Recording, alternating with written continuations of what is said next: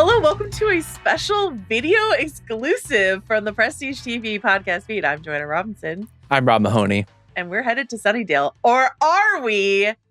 Rob and I are here to react to the news that broke this week that there may or may not be a Buffy the Vampire Slayer reboot, sequel, prequel. Who's to say? Something legacy sequel situation, a continuation. The IP endures.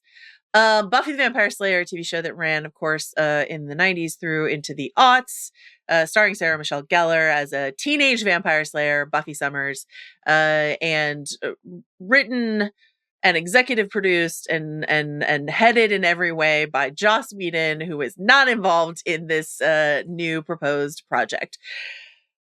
If anyone has ever listened to me for any significant period of time on a podcast, they might know that Buffy the Vampire Slayer is like my number one show ever of all time.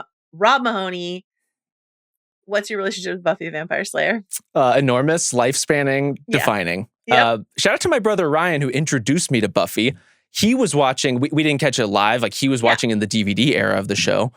And he was such a sicko that at the point where Buffy and Angel overlap, he was alternating discs episode by episode so he wouldn't get ahead of where he was in either Buffy or Angel. I was like, what would possibly be worth this level of getting up out of your chair investment? And turns out it was. And I've really never looked back. It's been a very important show in my life. It's one of my favorite things about you. There's a lot that I like about you, but the fact that you love Buffy is like really high on the list for me, Rob.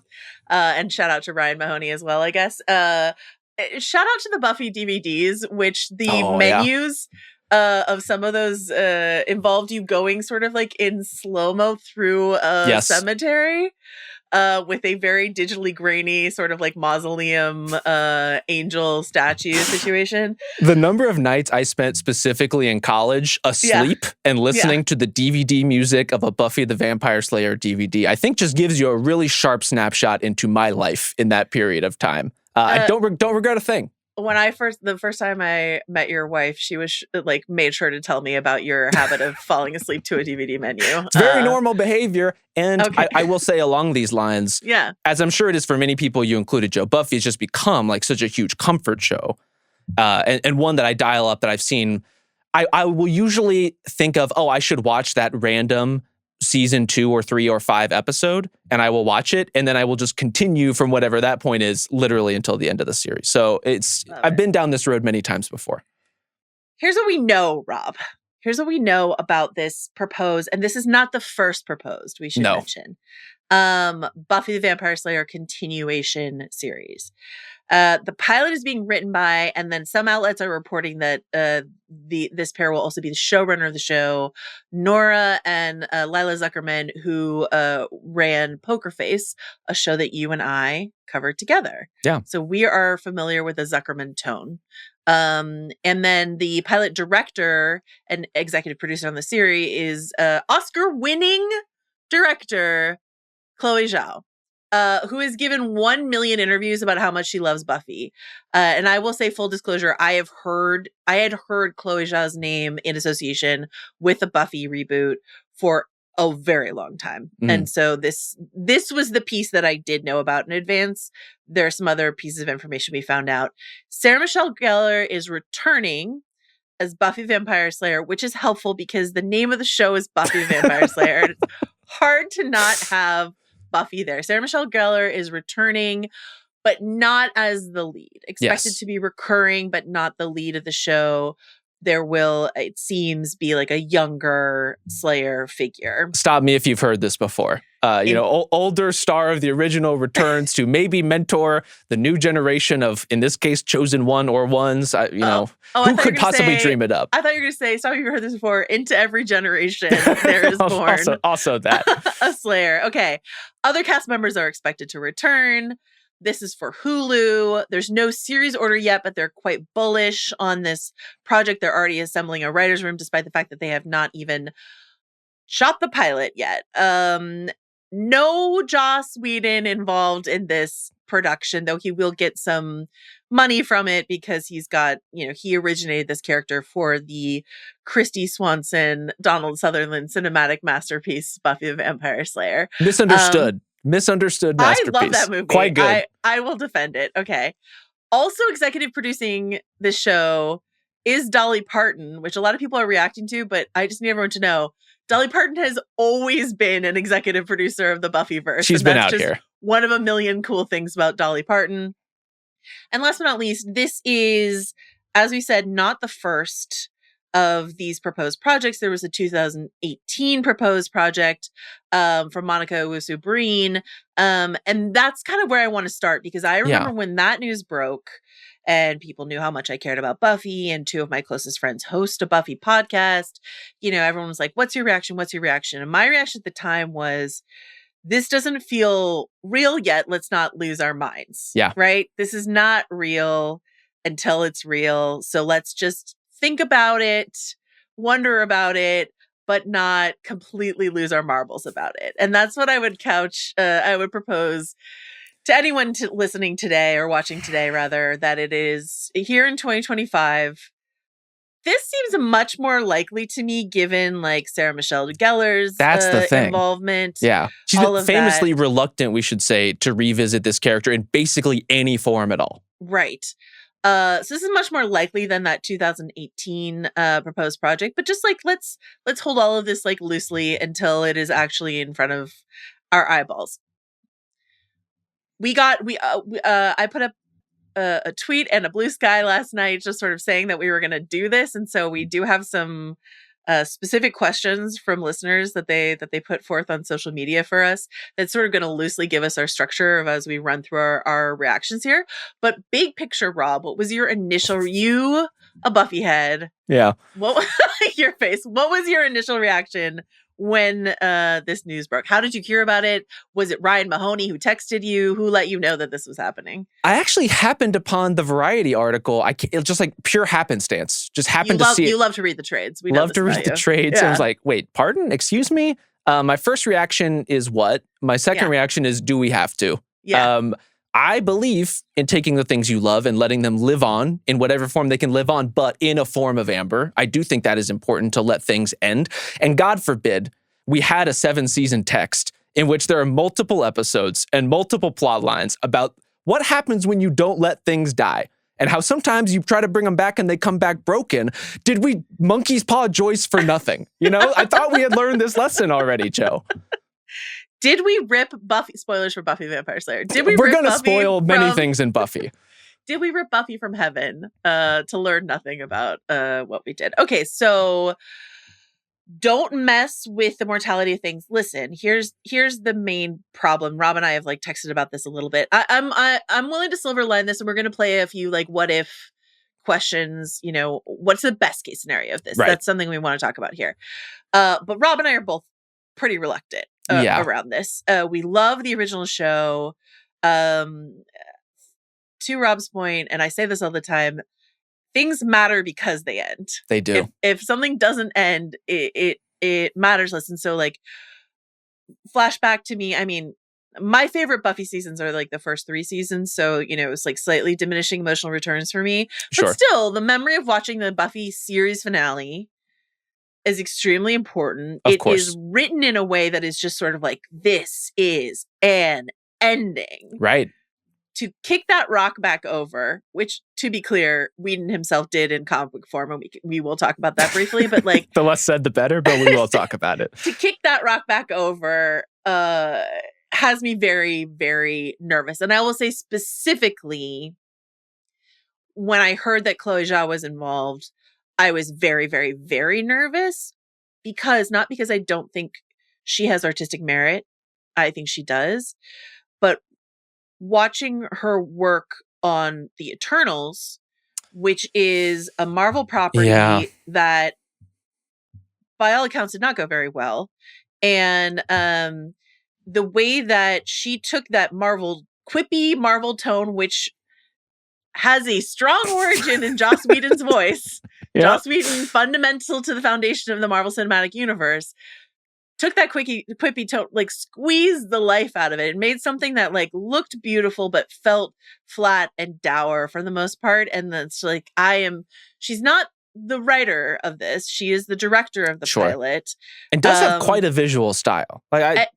Absolutely. In a way that Buffy, we should say, as much TV of that time does not. Absolutely not. Please don't. Please don't. Not a strong point. If you've never seen Buffy and you're like, wow, Rob and Joanna like it, I'm going to like it. And then you watch it and you're like, what in the 1990s hell? Yes, we know. We are aware. Okay. Well, one other thing about Eternals, too, that does concern me, I think that's like a very pertinent discussion point, like her treatment of that specific project. Tone. Yeah. The tone is so weird in that movie. It's wrangling IP in a way that, this is not Marvel IP, but it is IP. Mm-hmm. It also is sort of not centered around, but it's at least like one of the tentpole plot lines of that movie is maybe the single most inert romantic relationship I have ever seen on screen.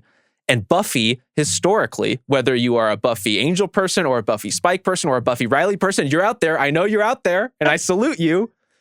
Like, these are important relationships. One person in all the world just clapped and cheered because they felt seen and known by Rob. They deserve to be seen. And who knows what will be ahead for whether Buffy or a new Slayer or any number of characters in the show. But like romance and that sort of chemistry and electricity is so important to the Buffy formula. And I don't know if I were to think of what defines Chloé Zhao's work so far. Electricity is not it. No. It's slow and meditative. That's what she does quite well. And like, I like Nomadland. I like the writer. Like, there's stuff that she's done that I've quite liked. I'm interested in Hamnet, the movie that she has done that's upcoming. Like, I'm interested in her work. Absolutely. But I don't like her for this, despite her. I believe that she's a huge Buffy fan. Literally, she's talked about it for years. So like, I believe she cares. I just don't think she's the right fit. But Chloe, if you're listening or watching, prove us wrong. I would love nothing more. For you. We would love for this to be great. Yes. So this brings us to sort of our first question inspired by the listeners, which is, has this ever been done well? It's a good question. Sarah Michelle Gellar, in her years of saying no, it ended for a reason. No. I'm married to Freddie Prinze Jr. now. Leave me alone. Blah blah. Like. And then when she was doing press for the Dexter prequel that she is in, she said the Sex and the City and Just Like That television series that does exist, even though I don't watch it, but it does exist. And the Dexter prequel inspired her, made her think like, maybe we should do this. And I would argue both of those shows are bad. And so the question that our listener Alex asked is, have any of these legacy sequel shows gotten it right? Or our listener Chris put it this way: of the legacy reboots we've seen in the streaming era, what show would be your worst case scenario example of how this could go, and what's a best case scenario? So how do you feel about this question, Rob? I think overall we're getting at something that's important to the conversation about any reboot, and specifically one like this where the creator of the original work is not going to be involved in the voice of the new one. Mm-hmm. Anytime you're reviving a property like this, it's because you want to put some slight new spin, some reinvention on the formula, and that can often end up with something that's like very similar, or at least kind of similar to the thing you love, but uncannily different in a way that makes people really, really mad and really, really upset. And dare I say, aspartame NutraSweet sort of completely vibe. Yeah. And I think can change the way, like that aftertaste can change the way you experience the thing that you loved when you revisit it. So like, you have to be very careful with this stuff. The best case scenarios, and you're more qualified to speak on this than I am, Joe, but like Twin Peaks seems to be the universally accepted TV version of this. I think in film, there's a little bit more of a track record as far as legacy sequels go, where you have enough Mavericks, Fury Roads, Blade Runner 2049. Like there's some stuff that really, really works when they revisit classic IP. I think the only two things I could think of that really, really work are Fury Road and Twin Peaks: The Return. And to your point, in both of those cases, it's the original creator coming back to do the project. And so this idea of, to be clear, Rob and I are not saying Joss Whedon should be involved in this. We Definitely do not think not. that, and we'll circle back to that. But like, this was such a voicey show, such a tone show. So to try to match that, I don't know. I don't feel like I can point to a good example. All of it seems like to be just like another like squeeze of the orange to get like a few drops out of this IP.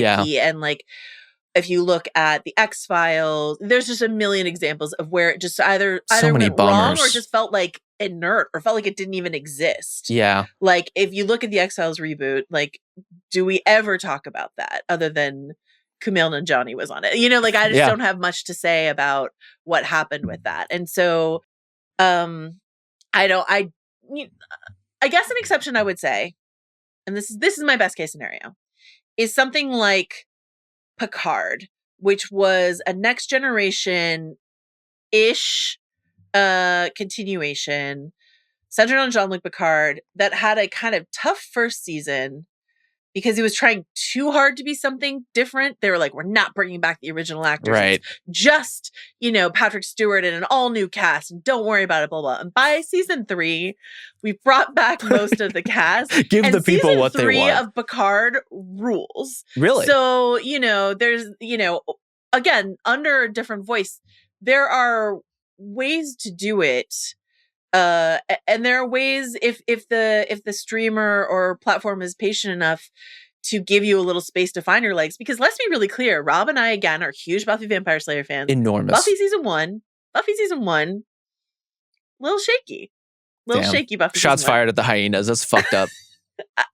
Praying Mantis Lady, Mummy Inca girl, like, come on, there's a lot going on in season 1 that I'm not sure. Of course. That's what we're here for. Famously does not work in the way that the rest of the series works. Yeah. So that it's because the show, well, it was a mid-season replacement, but it's because the show came about in a time when we gave TV shows a little bit more chance to sort of find themselves. So even if they don't crush it right out of the gate with this reboot, my hope is that Hulu,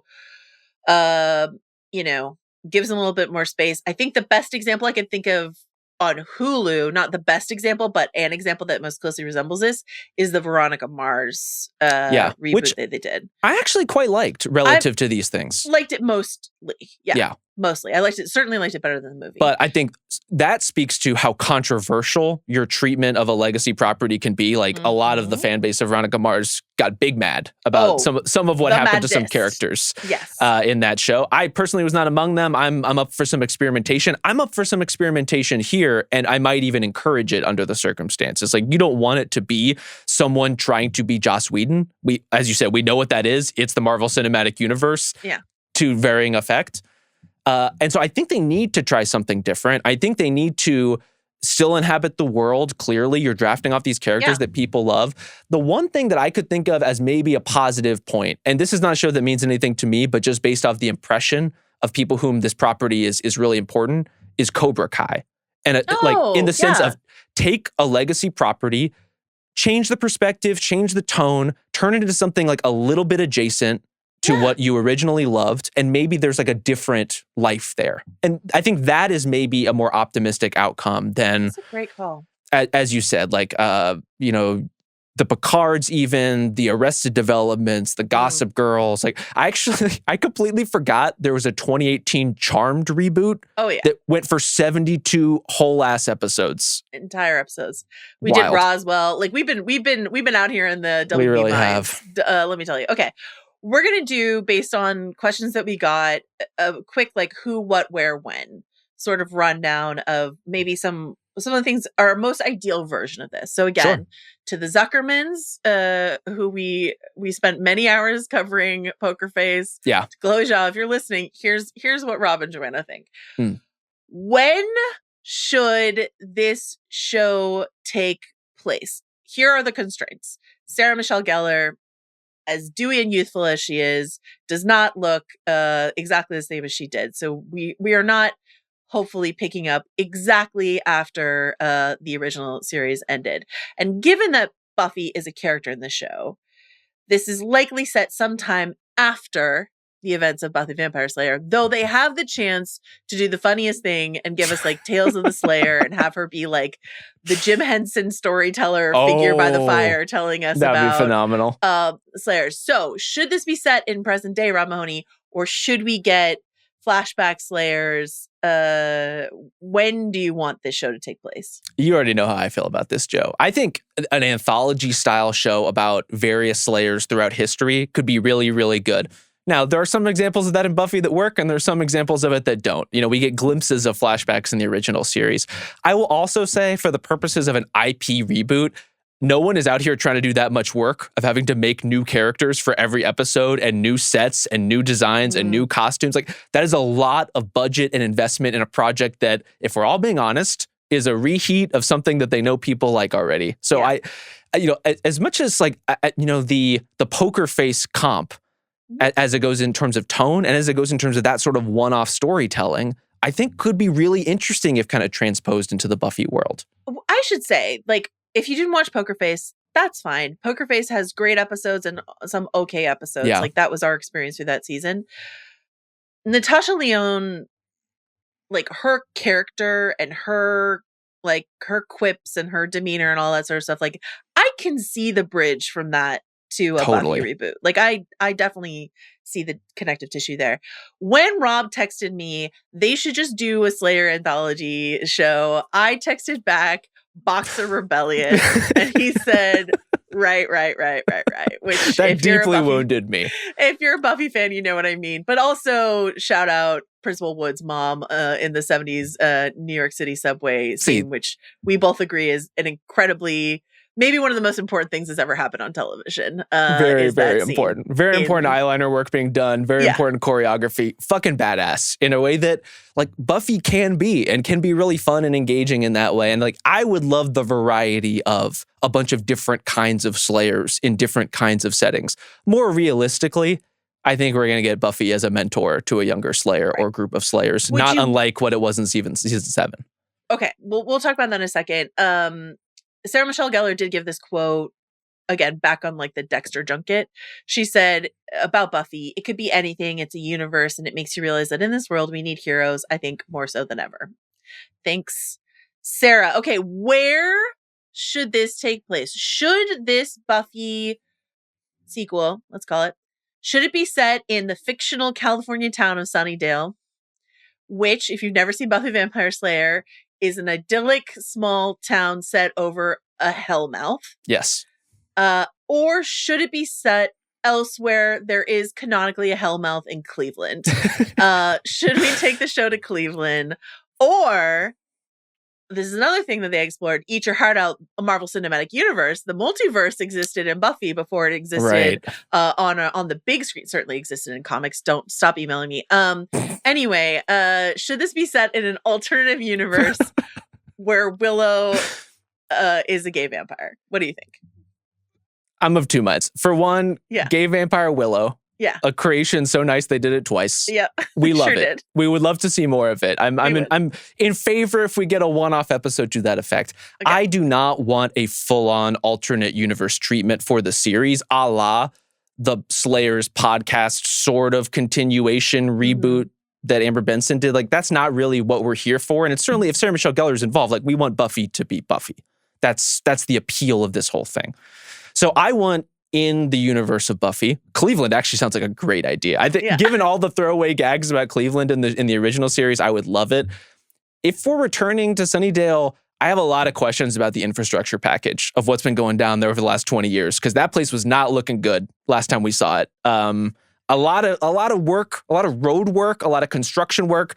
It's basically a crater situation. So yeah, education funding is not what it used to be, and the high school was not looking great. So we need to rebuild stronger, come back stronger. Okay.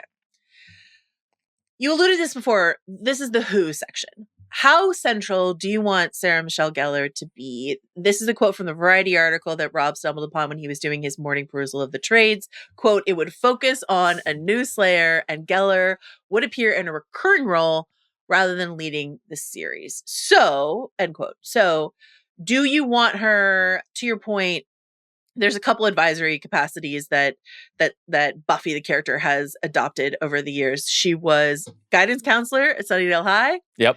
And then fast she was food employee. Double Meat Palace, for sure. A real leadership role there. And then she was a general of an army of Slayer girls in the final season, which famously was not extremely popular. Not the best. So do you want her in a regular I am guiding you sort of way. Do you just want her to show up sporadically, season premiere, season finale, mid-season, to sort of hand the baton in some way? We'll talk about the complication of handing the baton because of something they did with the Slayers at the end of Buffy the Vampire Slayer. Again, it was designed to be the end. It was supposed to be the end. They didn't expect to have to resolve these problems. Or do you want her to be like, is there a new Watchers Council and she's a watcher sort of thing? This is a role that was in the original series, fulfilled by Giles, the sort of like ongoing mentor of the Slayer figure. What do you think? I mean, Buffy canonically is maybe like a little too anti-establishment to be on a Watchers Council, but a new reimagined Watchers Council that, you know, could better serve the community. I can understand like how we might get there. I like the idea of her being quite recurring and not center focused in the show, and a bit of like an ominous presence where we're waiting for her to show up or waiting, you know, for the main Slayer characters to find her in some capacity, to seek her guidance about this and that. The problem, Joe, is I am that type, and Luke it sounds Skywalker a lot like in The Last Jedi. It sounds a lot like The Last Jedi to me. And I love The Last Jedi, but there are a lot of people who don't. You're about to say The Last Jedi? Well, because like we have so much time that has passed that I would love to see a version of Buffy that is evolved from the version we saw in season 7. Yeah. And I don't know that we're going to get that anymore. Feral, beer bad Buffy on an island drinking green milk. What more could anyone ask for? That's what I would love, but I don't know if that's what a lot of people would love. Okay. Who's at the top of the list of characters that you would like to see return?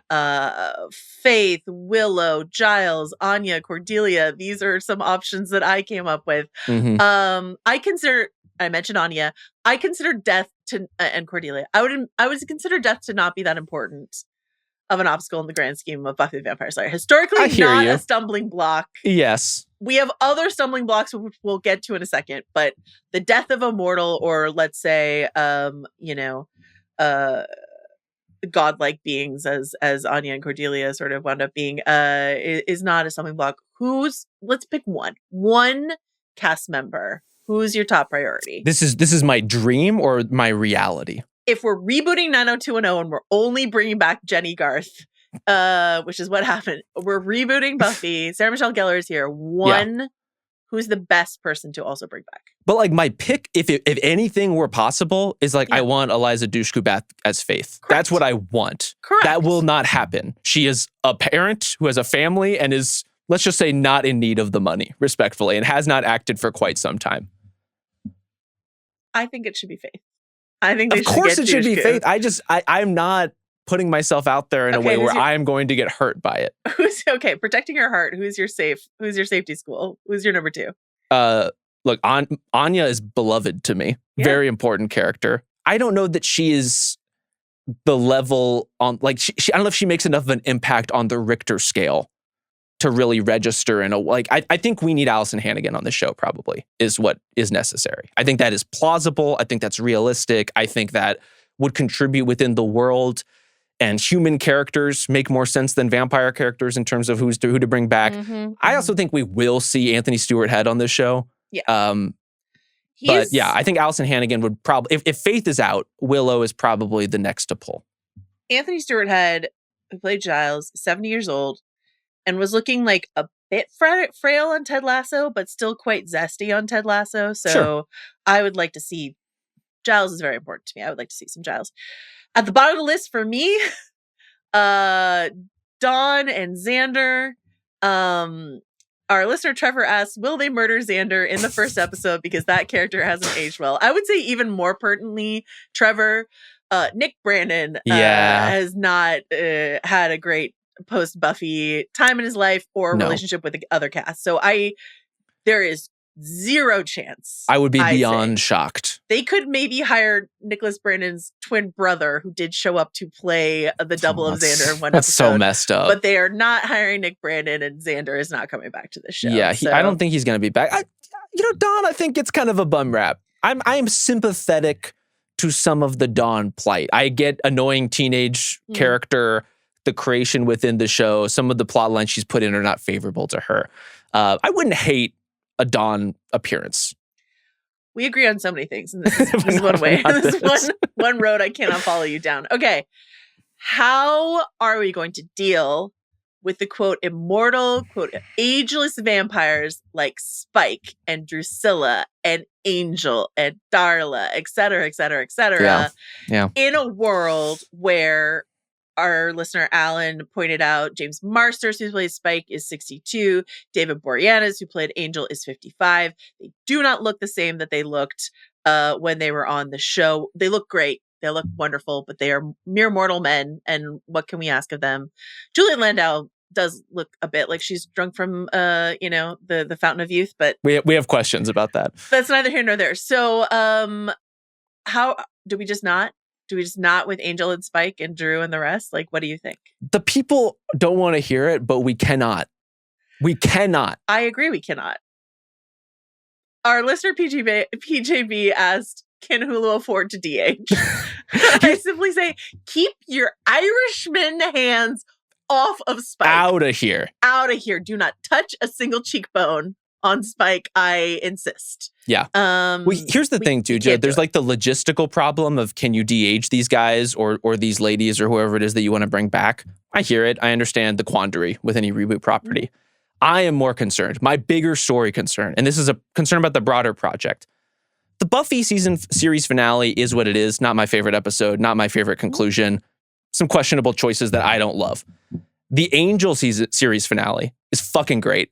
It is a great end for Angel and Spike. Yeah. In a way where if you take them out of the peril that series ends in and show them a happily ever after existence where apparently in the comics, Angel gets turned into a human and continues to be reborn. This is where like the magic hocus pocus of it really concerns me if we're like bringing people back from the dead. Yeah. I don't want Angel or Spike to appear on the show because the way that they, spoiler alert, end or ambiguously end is very important to me.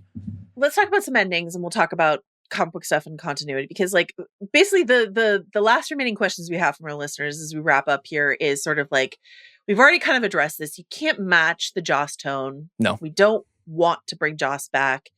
Do we try to chase it and imitate it? Or do we do our own brand of snarky quippy, which we have seen these showrunners do on Poker Face? Is that the move forward? And I think you can't be Joss. But a question that our listener Sam had was, would any of the other writers return? Marty Noxon, Dave Greenwald, Dave Fury, Jane Espenson, Drew Goddard, Stephen DeKnight, Doug Petrie, like all of those people, would any of those people come back and would we want to see them come back? I don't think you're getting Marty back unless you're letting her run the show because she's run other shows since then. So I don't think Marty Noxon is coming back as like to be in the writer's room for the show, though happy to be proven wrong. Jane Espenson, I could see coming back, and she would sort of be top of my list. Drew Goddard, obviously, and Stephen DeKnight have gone on to do, like Daredevil and Cabin in the Woods, like all this other stuff that they've become known for. But Jane, who was there from the beginning, is sort of like the voice that I'd be most interested in having back. I had Jane and I had Drew Goddard circled as well as somebody who has been in TV and sort of circled around and back too at various points in his career as he's tried to do other things. It's weird that I think the voices that make the most sense are some of the later period Buffy voices. But those are also people who, if you're familiar with the production of the show, also had a lot of experience working without Joss at various points in time because he was doing Angel or he was doing Firefly. And so that's it's like Marty. Like that's totally. Marty was sort of de facto showrunner when Joss was gone. So again, I think, and I'm sure she asked to. Actually, I'm not sure. I don't know, but I think if they had offered Marty Noxon to run this show, that's one thing. But to have her come back as a writer, I don't know. Yeah.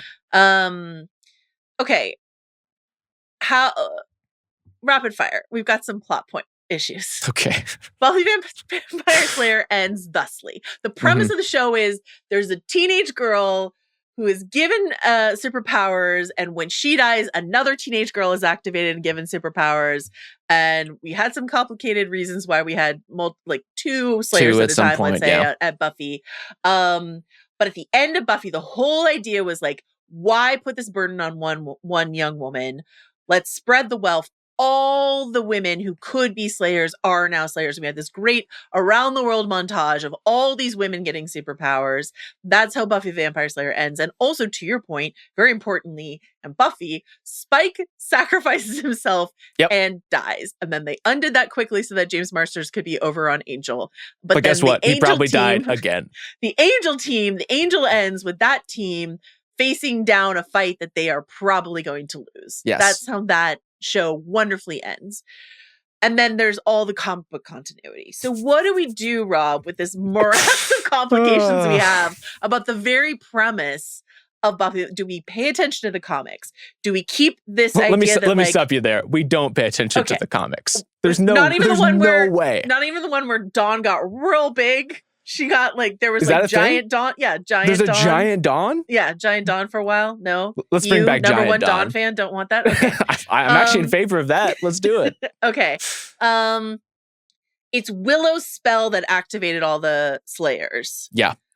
Do we want to say the spell didn't last and we went back to one girl in a generation? Or do we want to keep all those potential Slayers activated? See, this is where if you want to time box the anthology format and make it everything going forward from that moment, and we get to spend time individually with a bunch of different Slayers, and maybe Buffy knows some of them and maybe she doesn't know others, I think that could be kind of cool. I think it's probably more likely that they walk it back and it's, demagicked. There's some complication. People lose their powers because it's narratively convenient for them to do it. It just seems like it's probably the way it's going to go. Okay, so do-over, and then Team Angel, the Ministers of Grace on Angel. Did they make it or they didn't make it, right? They leave Angel and Spike. They cannot. Out of here. Here's what's making me mad as we get through this. I don't want to know if they make it, but they also can't make it. Yeah. So me finding out is going to make me frustrated. And if David Boreanaz appears in this show in any form, and I maybe that very much works. dislike that this premise. Will You Remember Me works, and he gets to be human and eat ice cream again and have sex with Buffy. Who knows? Who's very happy for all of them. Okay. These are our Buffy thoughts. They are a mixed bag, to say the least, and mostly pessimistic. But there are some things that would excite us more than others, and so that is true. And one of our listeners wrote in to say that basically, agreeing with me that the first three seasons of Buffy, when Buffy's in high school, are the best seasons, right? Yeah. And so if this idea of Brett wrote in about this idea of high school is hell as the best metaphor that Buffy the Vampire Slayer had to offer us. As the whole concept. I can't think of a concept better. So if it's up to me, we're going back to high school. If it's Sunnydale High or Cleveland High, I don't care, but we're going back to high school. I think that's fundamental to what Buffy the Vampire Slayer is. It is a teenage girl navigating the world with all these powers and yet all of the same problems that any teenage girl would have. That is what Buffy is. It's pretty core. Me. So I will. Well, let me say this as far as premises go. If we're going to update it, if we're going to try to change it for a modern generation, should we set it in the Pit Hospital in? Maybe. Well, here's the thing. What if the Hellmouth, Joe, is not under Sunnydale High? What if we are all living in a Hellmouth? And I say this not inspired by any current events of any kind, on a regular and ongoing basis. Sure. And this is all the Hellmouth. Oh. So what could possibly be more relevant than that? All right. Well, welcome to the Hellmouth. We're already here. Thanks so much. This is literally, I'm in it. This is what the void really, really is. Thanks so much to Justin Sayles for suggesting that we do this. Yes, we're going to hold Sayles too. If this reboot happens, Joe, we get to do a Buffy at least one Hall of Fame episode. That seems perfectly fair. Yeah. And which episode is it? I mean, I feel like it has to be one of Once More with Feeling, Hush, or The Body. That's the Trinity. Correct. It would feel rude to not include one of those. Correct. All right. So you have until this show becomes a reality to help us narrow that down to one. Thanks to Justin Sayles. Thanks to John Richter. Thanks to Kai Grady. Thanks to all of you. This has been a Prestige TV video exclusive. We will see you back on the podcast feed soon. Bye.